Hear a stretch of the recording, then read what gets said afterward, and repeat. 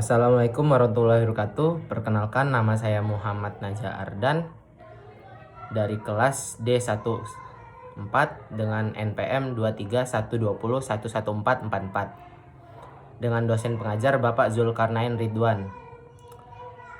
Adanya saya di sini ingin menjelaskan alasan mengapa belajar ilmu negara itu penting dalam Fakultas Hukum. Namun sebelum itu ada baiknya kita mengetahui apa itu negara secara definisi dan dalam perspektif kita sebagai orang Indonesia. Di negara kita, sebuah negara merupakan lembaga nomor 1 yang paling penting. Mengapa demikian? Karena negara merupakan lembaga yang menjembatani proses bagaimana optimalnya suatu hukum di negara kita. Yang mana pada dasarnya Indonesia adalah negara hukum yang tidak pernah luput dari hukum-hukum yang hidup dan mengatur di dalam negara kita ini.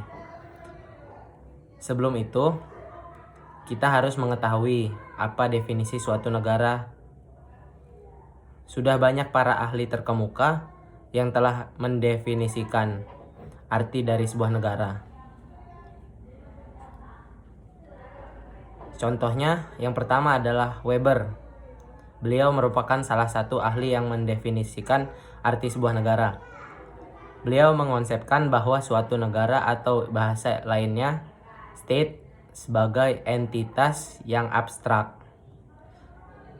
berupa institusi yang memiliki aparat tersendiri, memiliki otoritas yang membuat aturan secara terpusat pada suatu wilayah tertentu, dan memiliki perbedaan hierarkis di antara individu dalam hal akses ke kekuasaannya atau bersifat eksklusif.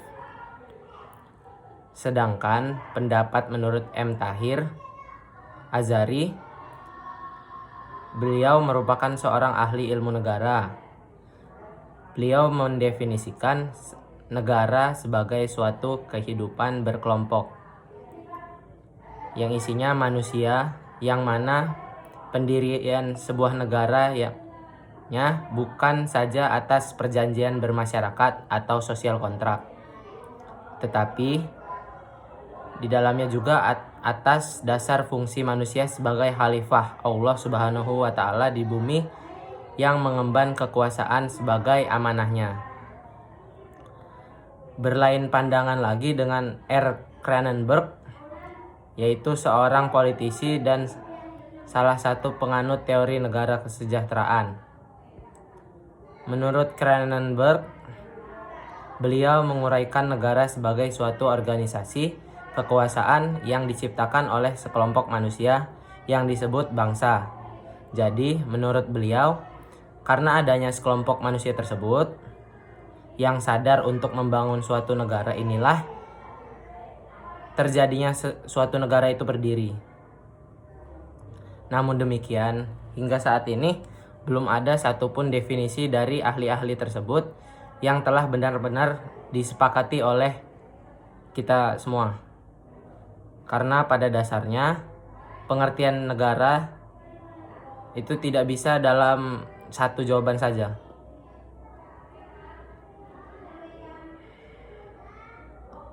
Belajar ilmu negara dapat memberikan pemahaman mendalam tentang sistem politik, sistem hukum, dan pemerintahan.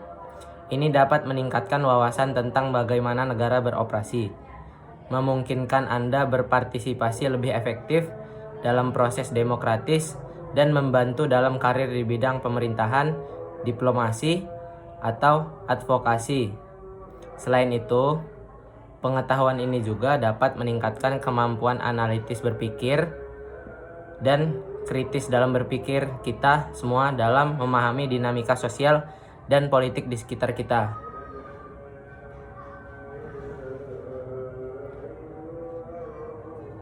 Dari banyak materi dalam mata kuliah ilmu negara, ada satu bab yang memiliki sorotan tersendiri bagi saya, yaitu pembelajaran tentang unsur-unsur terbentuknya negara. Unsur-unsur terbentuknya negara melibatkan pemahaman mendalam mengenai elemen-elemen yang membentuk entitas negara. Secara umum, terdapat beberapa unsur kunci di dalam unsur-unsur terbentuknya negara. Yang pertama adalah wilayah.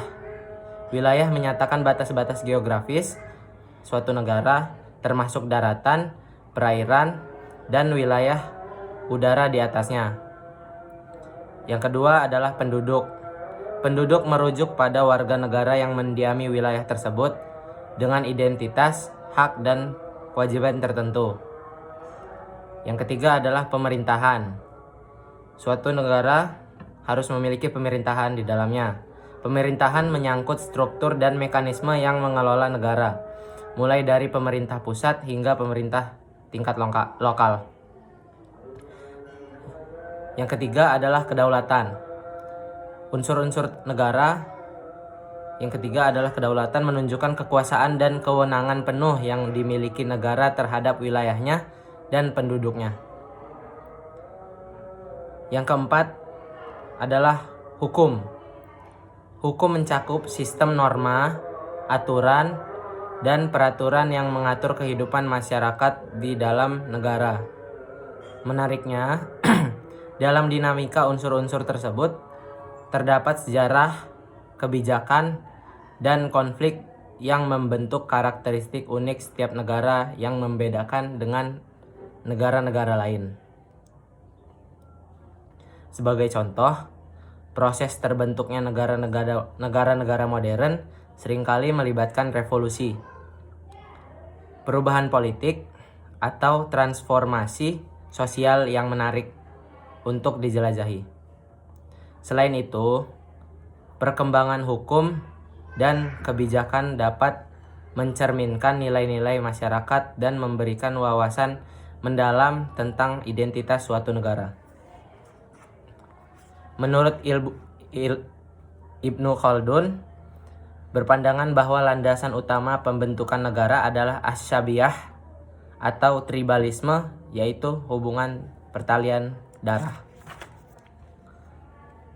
Unsur-unsur negara adalah elemen-elemen bagian yang penting dari kesatuan yang besar dari suatu organisasi negara, atau hal-hal yang dianggap perlu untuk terbentuknya suatu negara. Unsur-unsur berdirinya suatu negara ada dua sudut pandang mengenai proses terjadinya negara, yaitu primary staatswording atau terjadinya negara secara primer, dan sekunder atau staatswording atau terjadinya negara secara sekunder.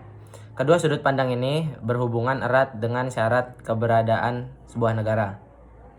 Syarat adanya entitas sebuah negara harus memenuhi baik syarat primer maupun sekunder. Unsur-unsur primer sendiri terdiri dari adanya wilayah, rakyat atau penduduk, serta pemerintah yang berdaulat. Sedangkan untuk syarat sekunder adalah dibutuhkannya pengakuan dari negara lain. Unsur-unsur konstitutif sebagai berikut menurut Mukhtar Afandi. Yang pertama, harus ada penghuni atau rakyat, penduduk, dan warga negara. Yang kedua, harus ada wilayah. Yang ketiga, harus ada kekuasaan tertinggi atau pemerintah. Yang keempat, ada kesanggupan berhubungan dengan negara lain. Yang kelima, adanya pengakuan atau deklaratif. Keempat unsur tersebut merupakan unsur konstitutif menurut Mukhtar Afandi. Selanjutnya saya akan menjelaskan catatan pribadi saya yang saya dapat dari bab 2 unsur-unsur terbentuknya negara. Yang pertama, negara memiliki tujuan, yaitu konstitutif dan deklaratif. Tujuan konstitutif isinya adalah mengatur dan memberikan batasan-batasan untuk diri, dan unsur deklaratif bertujuan untuk meminta pengakuan. Menurut Konvensi Montevideo 1933, unsur-unsur negara terdiri atas penghuni atau rakyat, wilayah, yang ketiga pemerintahan yang berdaulat, yang keempat kesanggupan untuk berhubungan dengan negara lain, yang kelima pengakuan negara lain.